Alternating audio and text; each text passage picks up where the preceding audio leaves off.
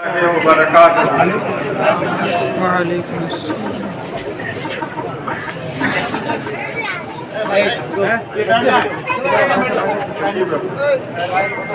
الحمد للہ حمدا کثیرا سبحوہ بکرۃ وأصیلا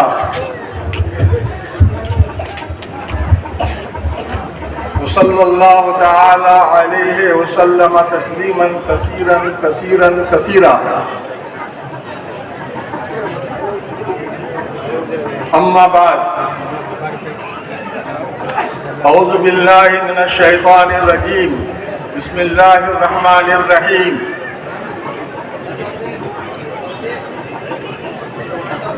ثم اورثنا الکتاب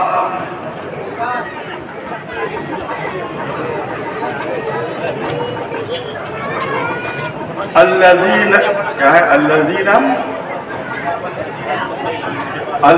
اصطفینا من عبادنا، صدق اللہ المولانا العظیم۔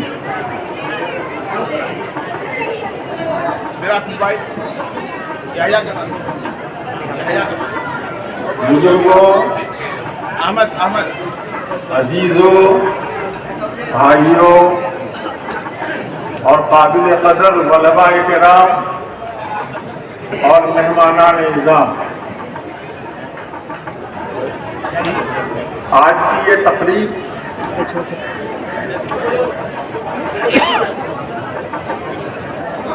دنیا کی ایک قیمتی تقریب ہے۔ اس جیسی تقریب بہت ہی کم لوگوں کو نصیب ہوتی ہے۔ آج پورے دنیا میں جو سب سے بڑی کتاب، جس کتاب میں سارے علوم جمع کر دیے گئے ہیں، بلکہ سارے علوم کا مخزن وہی کتاب ہے، وہ قرآن حکیم ہے۔ آج اس قرآن حکیم کی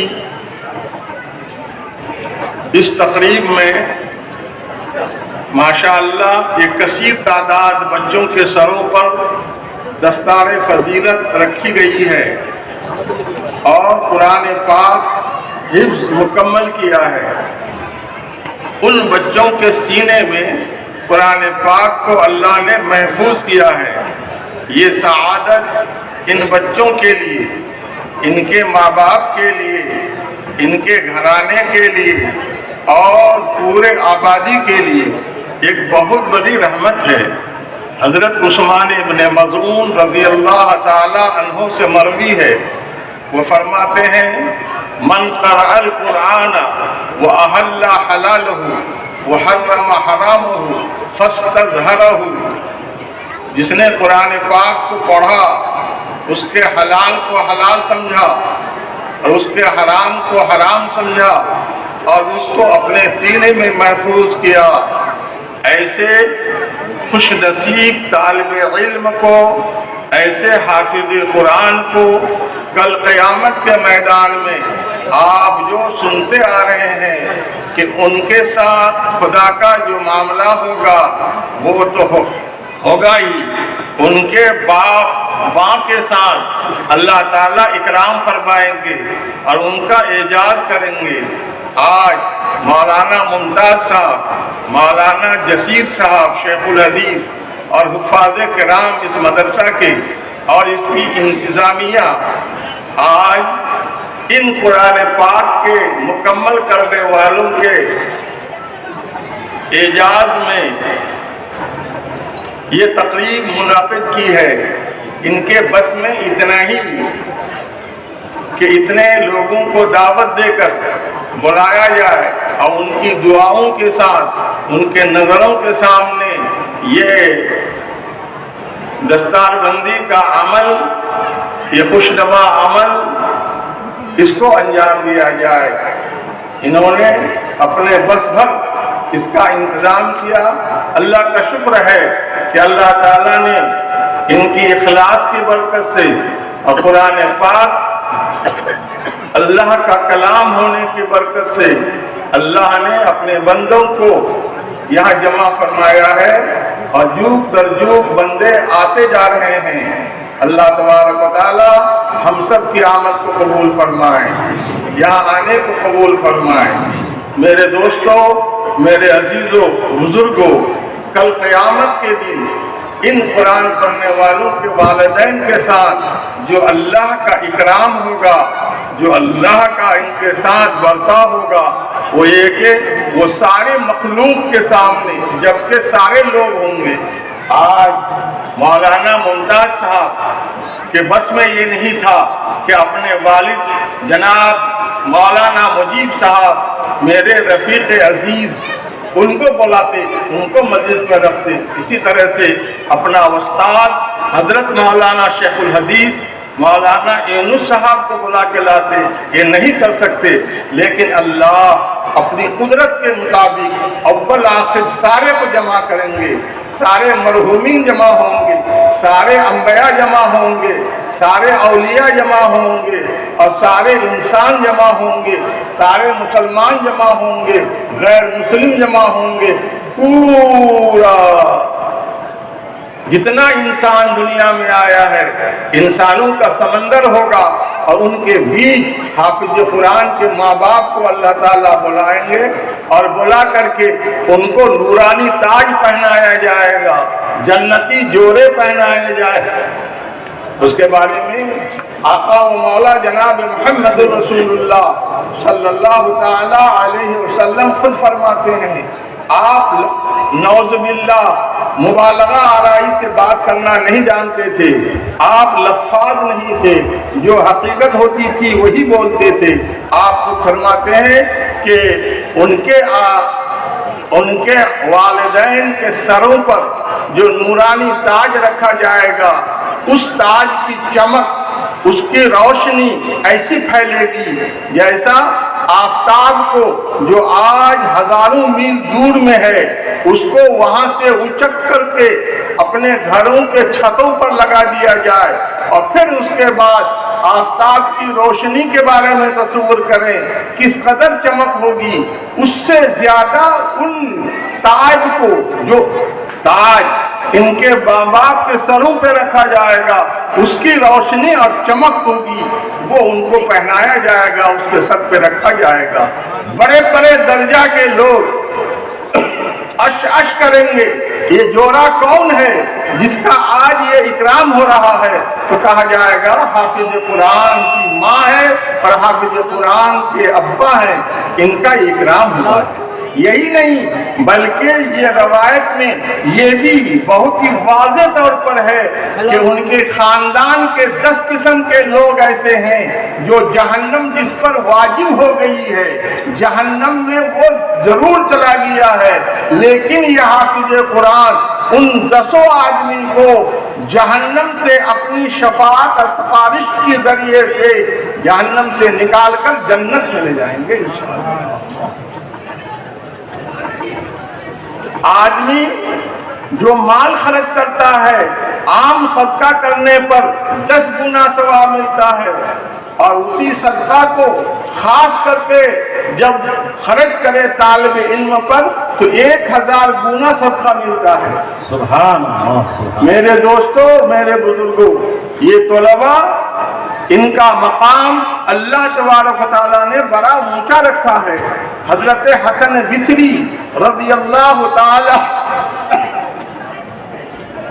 حضرت حسن بصری رضی اللہ تعالی عنہ فرماتے ہیں، توزن یوم القیامہ مداد العلماء بدم الشہداء، کل قیامت کے میدان میں علماء علم حاصل کرنے کے لیے جس روشنائی کا استعمال کرتے ہیں، اس روشنائی کو شہیدوں کے خون کے ساتھ وزن کیا جائے گا۔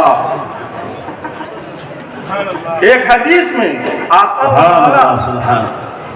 ایک حدیث میں اس میں نہ بولو، ایک حدیث میں آقا و مولا جناب محمد رسول اللہ صلی اللہ علیہ وسلم فرماتے ہیں نا،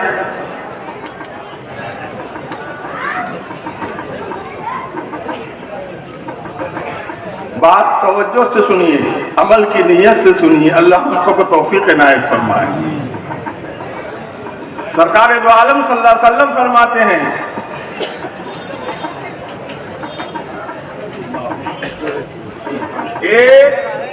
ایک عالم کا اکرام، کیا ایک عالم کا اکرام 70 نبیوں کے اکرام کے برابر ہے۔ ایک عالم کا اکرام 70 نبیوں کے اکرام کے برابر ہے۔ ایک طالب علم کا اکرام 70 شہیدوں کے برابر ہے۔ آقا و مولا جناب محمد رسول اللہ صلی اللہ تعالی علیہ وسلم فرماتے ہیں دنیا والے جب ان سے پوچھا جائے نظام دنیا کیسے قائم ہے تو حکومت والے کہیں گے ہماری حکومت کی وجہ سے، انتظام کی وجہ سے۔ تجار کہیں گے ہماری تجارت کی وجہ سے، کاشتکار کہیں گے ہماری کاشت کی وجہ سے۔ لیکن آقا و مولا صلی اللہ تعالی علیہ وسلم فرماتے ہیں نظام دنیا اللہ کی قدرت اور حکمت سے قائم ہے، لیکن بطور اسباب کے 4 چیزوں کے ذریعے سے یہ نظام صحیح اور یہ نظام حسن خوبی کے ساتھ چلتا ہے۔ وہ 4 میں پہلا علماء کا علم، علماء کا علم، عمراء کا عدل، اغنیاء کی سخاوت، فقراء کی دعا۔ فقیروں کی دعا سے، اغنیاء کی سخاوت سے، عمراء کی عدالت سے اور علماء کرام کے علم سے، علماء کرام کے علم کے برکت سے جہالت کی حیات بنتی ہے، جہالت ہلاک ہونے سے بچ جاتی ہے۔ علماء کا علم نہ ہو تو جاہل ہلاک ہو جائے۔ اغنیاء کے سخاوت کی وجہ سے فقراء کی حفاظت ہوتی ہے۔ اغنیاء سخاوت نہ کرے تو فقراء ہلاک ہو جائے، اور فقراء کی برکت سے، فقراء کی دعاؤں کے ذریعے سے ان اغنیاء کی حفاظت ہوتی ہے، ورنہ یہ اغنیاء ہلاک ہو جائیں۔ اور اگر عمراء اور حکماء کی عدالت انصاف نہ ہو تو سارے انسان آپس میں ایک دوسرے کو ایسے کھانے لگے جیسا بھیڑ بکری کو کھاتا ہے۔ میرے بزرگوں، دینی بھائیوں، اللہ نے علم کا بہت بڑا مقام رکھا ہے، علم کا بہت بڑا مقام رکھا ہے۔ اس لیے علماء کو، طلباء کو، ہر ایک کو اپنا علم کا مقام سمجھنا چاہیے، اس مقام کے مطابق عمل کرنا چاہیے۔ حضرت مولانا شاہ ابرار الحق صاحب نور اللہ مرقدہ فرماتے ہیں یہ طلباء علماء کے لیے معاد بھی ہے، معاش بھی ہے۔ یہ طلباء پر جو محنت ہوتی ہے، جو قربانیاں ہوتی ہیں، اس کے ذریعے سے علماء کی آخرت بنتی ہے، علماء کے لیے نجات کا ذریعہ ہوتا ہے، علماء کے درجات بلند ہوتے ہیں، علماء کی مغفرت ہوتی ہے۔ اسی طرح سے اگر یہ طلباء نہ ہو تو ہمارا معاش کا مسئلہ خراب ہو جائے۔ آج تجربہ میں آ چکا، ایک لاک ڈاؤن کے معاملے سے، موقع سے جب طلباء مدرسہ سے چلے گئے اور مجبور ہو کر مدرسہ کو بند کرنا پڑا، مدرسہ کے آمدنی پر خاصا اثر پڑا، لوگوں کو اپنے کامیاب اساتذہ کو جواب دینا پڑا۔ تو یہ طلباء معاد بھی ہے، معاش بھی ہے۔ اس طلباء کے لیے میرے دوستو، طلباء خود اپنے حوصلہ کو بلند رکھیں، اپنے عزائم کو بلند رکھیں، پر حوصلہ، پر عزم ہو کر اور اپنی منزل آگے اس کو جو ہے سامنے رکھ کر کے رات و دن صحیح طور پر محنت کریں، فنی لیاقت حاصل کرنے کی تو کوشش کریں۔ علماء اپنے طلباء پر دیانت کے ساتھ فنی لیاقت پیدا کرنے کی محنت کریں۔ اللہ دونوں کو توفیق عنایت فرمائے، یہ دونوں کے لیے صدقہ جاریہ ہوگا اور بہت بڑی نعمت ہوگی۔ یہ طلباء علماء کے ہاتھ میں امانت ہے، اس لیے امانت کے ساتھ ان کے ساتھ برتاؤ اور معاملہ کریں، اس سے ہماری آخرت بنے گی، ہماری اولاد کی آخرت بنے گی، ہمارے گھر اور ہمارے خاندان کی آخرت بنے گی۔ اللہ ہم سب کو اس کی توفیق عنایت فرمائے۔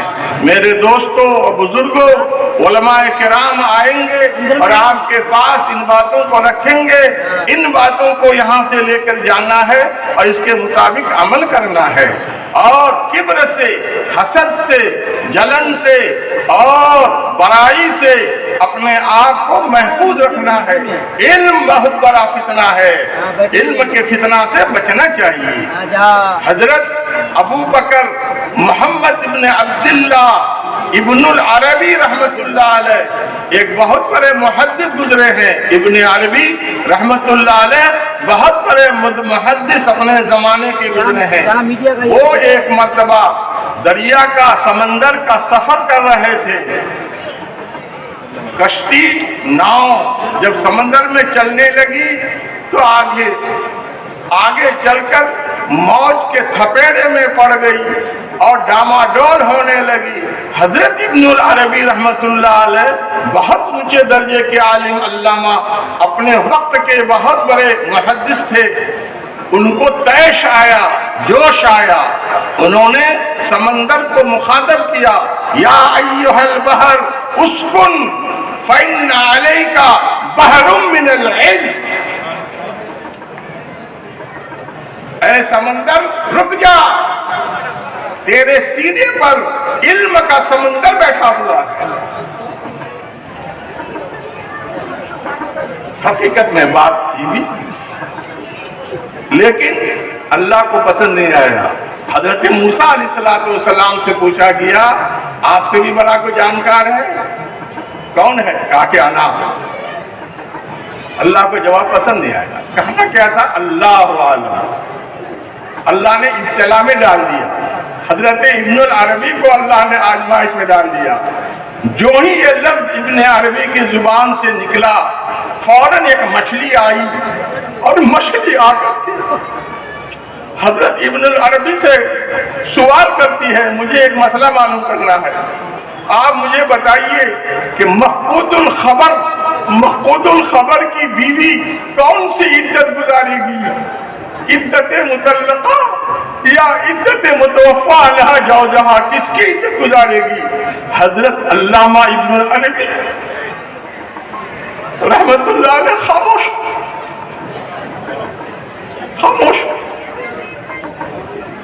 اس لیے دوستو، جو علم ہم حاصل کرتے ہیں وہ تو تھوڑا ہے، جو پردے میں ہے وہ تو پوری دنیا ہے۔ اس لیے اس پر عجب نہیں ہونی چاہیے، اس پر غرور نہیں ہونی چاہیے۔ ہمیشہ احتیاط، ہمیشہ آدمی کو اپنا خیال رکھنا چاہیے۔ اللہ ہمیں توفیق عنایت فرمائے۔ حضرت ابن بخاری رحمت اللہ علیہ، محمد بن اسماعیل بخاری رحمت اللہ علیہ، اللہ پاک نے کتنا بڑا علم دیا تھا۔ ابھی مفتی صاحب ہمارے مہمان کہتے گئے، بہت بڑے، چنانچہ ان کی کتاب قرآن پاک کے بعد سب سے زیادہ صحیح کتاب ہے۔ بے شک انہوں نے صحیح کہا، اصح الکتب بعد کتاب اللہ البخاری۔ یہ بخاری شریف کے مؤلف ہیں۔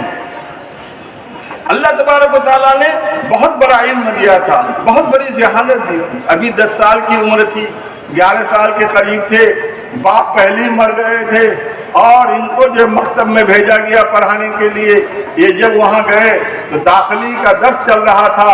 حضرت محدث امام داخلی رحمت اللہ علیہ پڑھا رہے تھے۔